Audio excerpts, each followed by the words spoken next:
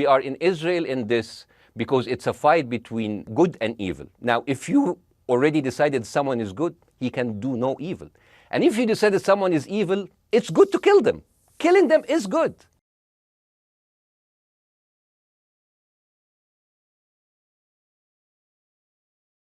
What is the logic of Israel carpet bombing Gaza? I mean, if there's a logic, if this will make Israel safe, I want to hear the logic. So if they continue bombing, what are they hoping to achieve? Well, I think we know what their stated aim is, to eradicate and wipe out Hamas. They believe Hamas are living predominantly in northern Gaza.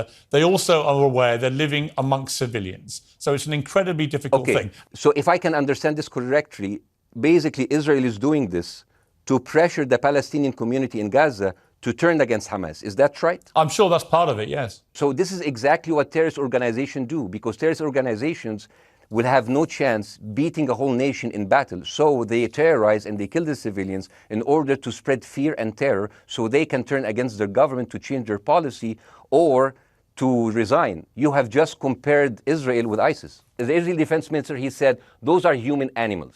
And the thing is, Ben Shapiro should know better because, you know, long before the Holocaust, before Jewish people were thrown in the gas chambers, the Nazi propaganda called them rats.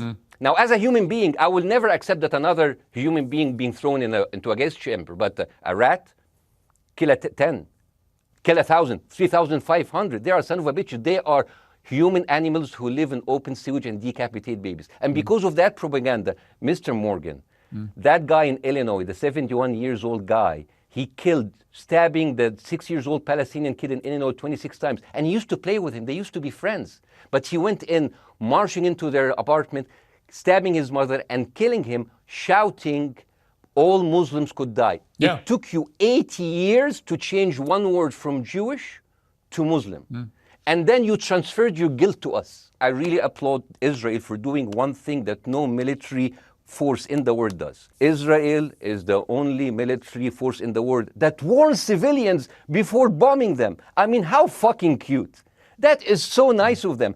Because with this logic, if Russian troops started warning Ukrainians before bombing their houses, we're cool with Putin, right?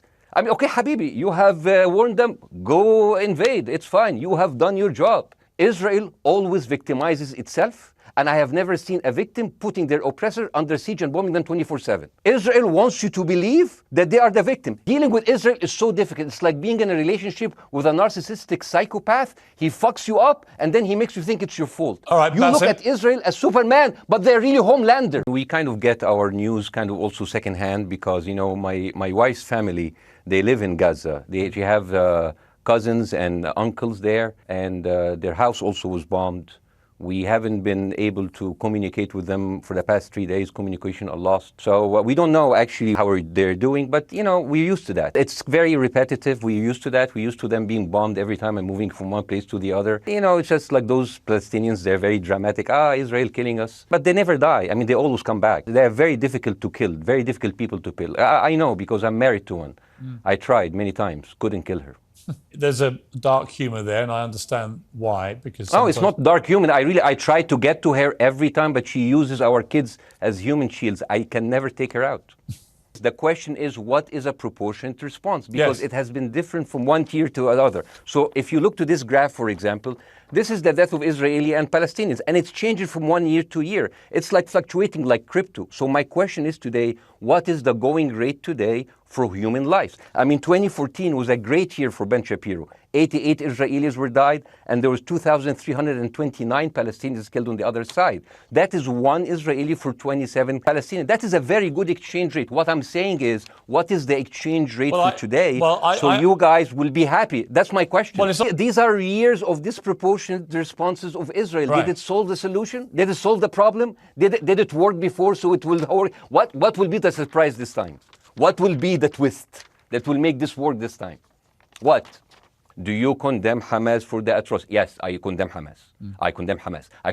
Hamas is the source of all evil. And you know what? Let's, for a minute, imagine a world without Hamas. Right. What will this word look like? Let's give this word a name, and let's name this word the West Bank. Hamas has absolutely no control in the West Bank. And since the beginning of this year, only through August, 37 Palestinian kids were killed. No music festival, no paragliding, no Hamas. Since the occupation of the West Bank, 7,000 Palestinians were killed. No music festival, no paragliding, no Hamas. But there's no Hamas in the West Bank and they're still dying there. So what's your excuse? By the way, my wife's family is all right, and they sent us a house. It's bombed. It's beautiful. It's going to be a good Halloween theme. So well, I'm very sorry for what your family are going through in Gaza, and I mean that very sincerely. By the way, I don't know him. By the way, I haven't actually met them. They didn't even come to my wedding. They couldn't because they are stuck in Gaza. Okay. And she never saw them because Gaza is not a destination. Bassem, as I say, we hear their voices, and it's they die. It's fine. It's fine. Anybody who still believes that this is about Hamas is stupid.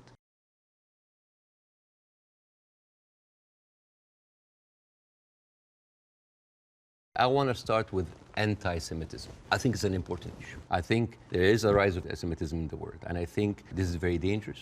And I, as a Muslim who has been through events where there were terrorist attacks somewhere, and that reflects on us, I completely feel that. Since what happened, I had text messages from the Jewish friends, are you okay? Are your wife's family okay? And I was texting them, are you okay? And I think it is very important to agree on the language, because the word anti-Semite has been used and abused, and most of the time not for the good interest of the Jewish people. Because the first 2 days of the coverage, I watched the news and there was a lot of protest that was led by Jewish Voice for Peace. And they were led by people who opposed the Israeli attack on the civilians. And I remember quite well, many of the Republican representatives in Congress came out and they were calling these the global intifada, the global jihad. I love it when they say jihad. They sound like a horse. Jihad. Or they say like, these are, and I quote, Iranian-backed jihadists. And I said, wait a minute, but most of those people are Jewish. Those people who took over the capital, the same people who took over Central Station in New York, which is known as the biggest civil disobedience event in America in the last 2 decades. They were all Jewish. And then I find Nikki Haley saying anti-Zionism equals anti-Semitism. And then I remember it's like, oh, Jewish people in America are saddened by the fact that they are not citizens of America or citizens of the world, but they are citizens of Israel, and they have to back Israel in whatever they do. And these are not my words. These are the words of Jon Stewart. And he said it's very, very important to divide these two. It's not about Hamas anymore. It is not about Hamas. They can tell you it's about Hamas, but it's not about Hamas. They have said it many times, Piers. This is a way to kind of push them into Sinai. This is not about eradicating Hamas. This ship has sailed. Anybody who still believes that this is about Hamas is stupid, because See, I don't agree with that. Any country that suffered the kind of terror attack that Israel suffered, with the kind of death toll that occurred that day, 1,500 plus people, grandmothers, kids, young women being raped, kidnapped, beheaded, it's been reported, and so on. Well, you can raise an eyebrow. I mean, they found a young woman's skull. But what about the babies that were beheaded? Well, there was a report, and you and I had this discussion on air. You falsely quoted me, and I wanted to clarify that with you in person. You thought I'd said that 40 babies had been beheaded. So what did you say? I never said that. What did you say? I said it's been reported that 40 babies were killed, some of whom had been beheaded. That's what I said. So where are those beheaded babies? This comes to a very important question about credibility. I'm not a journalist, but as a journalist, wouldn't you take anything that an authority would say with a grain of thought? Yes. Especially if this authority have a long history of lying. And I'm just going to give a few examples. 1996, they bombed Qana. It's a refugee camp. They killed 106 people. Despite that they knew it's a refugee camp. They said, oh, maybe it's a one-time off. 2006, they bombed Qana again. 2014, they killed 2 teenagers at a checkpoint. They denied, as usual, but CNN was there. So they said, we have to say it. 2018, they killed a medic, a Palestinian medic, and they fabricated a video showing that it's someone else, that he was a human shield. 2021, they bombed the media office in Hamas. It's not us, but no, I'm sorry. And then, 11th May 2022, Shireen Abu Akleh, a reporter, your colleague, she's Palestinian, American citizen, she was shot in the head. And they provided forensic evidence and even a doctor's video that it was not them, it was Islamic Jihad. How can I expect to believe this regime?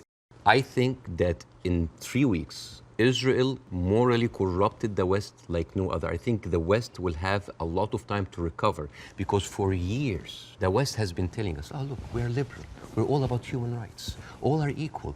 Adopt our values. And then suddenly, we don't want to even tell Israel to stop. McDonald's are giving free meals to the Israeli because like nothing will make you feel better after killing a bunch of Palestinian kids than a happy meal. Terrorism is a virus. Yes. It's a virus. I agree. If a patient with a flu came to you and you're a doctor, how can you treat that patient? You give them nutrition, fluids, and rest. So the immunity of the body gets rid of the virus on its own. If I received that patient with a flu and I took a sledgehammer, it's like, why are you not getting better? Do you think that patient will get better? No. You are weakening him. You are making him worse. Israel did not just like weaken the body of Palestinians, making them unable to get rid of hate and radicalism. If it takes you all of that time, all of these civilians, to take out a few hundred guerrilla fighters. We don't even know if the casualty numbers are correct because they're all coming from Hamas. And we and we should believe Israel? No, not necessarily, no. We don't know how many Hamas terrorists have been killed in the last 3 weeks. We just don't know, do we? So basically we're dealing with a very incompetent military force that has been sucking America dry for years and then they cannot do the job. But how else do they get rid of Hamas? Not like that.